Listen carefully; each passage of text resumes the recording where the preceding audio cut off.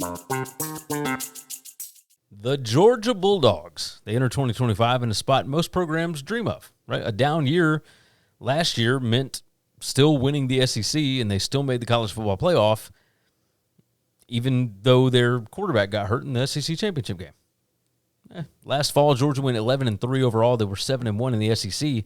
They slipped just short of another national title run after Carson Beck's season-ending injury.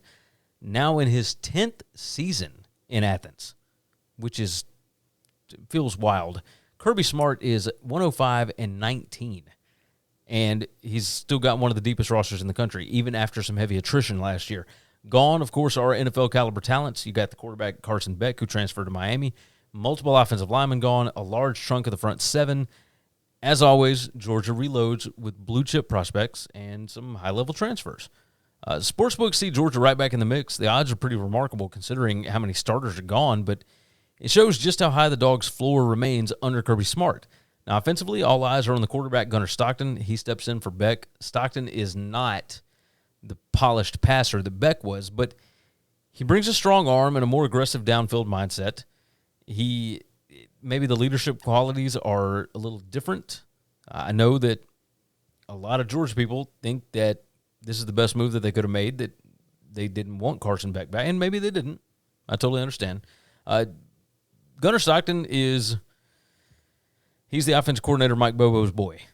Like, they've known each other a very, very long time. And now they have a far more dynamic receiver room to lean on this year. A lot of Carson Beck's problems last year were drops by the receivers.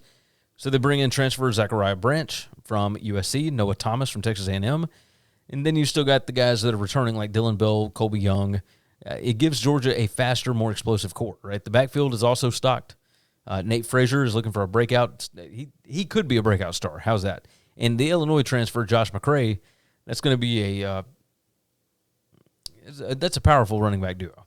The big concern is an offensive line that I already mentioned that replaces 4 starters, and they've already been dealing with injuries in the spring and whatnot, so we'll see exactly what that looks like once we get to game time. Defensively, your defensive coordinator, Glenn Schumann, faces the same story that Georgia always does. Elite talent, plenty of turnover. Christian Miller anchors the line. You got edge rusher Elo Madozi. He's an Army transfer. He brings pass rush juice that the Dogs sorely missed last season. The linebackers, C.J. Allen and Chris Cole, they're going to form a young but athletic tandem, and the secondary should be a strength. You got Daylen Everett back, K.J. Bolden. You got transfer help at safety. Biggest key for Georgia's defense is maybe like rediscovering the run-stopping ability, right? Because teams were able to run on them pretty consistently last year. They do need to generate more consistent pass rush against some top-tier offenses. That was a problem last year.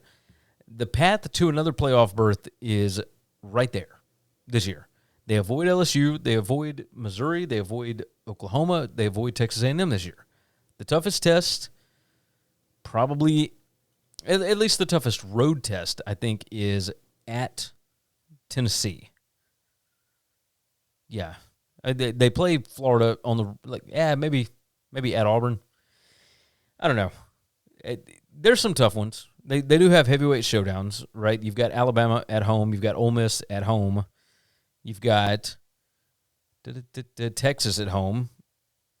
And then on the road, at Tennessee, at Auburn, at Georgia Tech.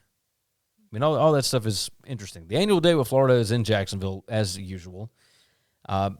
Finishing at Georgia Tech could be trickier than usual. It went to 7 overtimes last year. If Stockton delivers steady quarterback play and the line gels, Georgia has more than enough firepower to be in the national title hunt again. The win total sits at 9.5. Odds are minus 170 to the over. That's an implied probability of about 63%. To win the SEC, they are plus 290. They are the second favorite here. Over 25% probability on that. And the odds to make the CFP this season, minus 280. So a little less than 74% to make the playoff.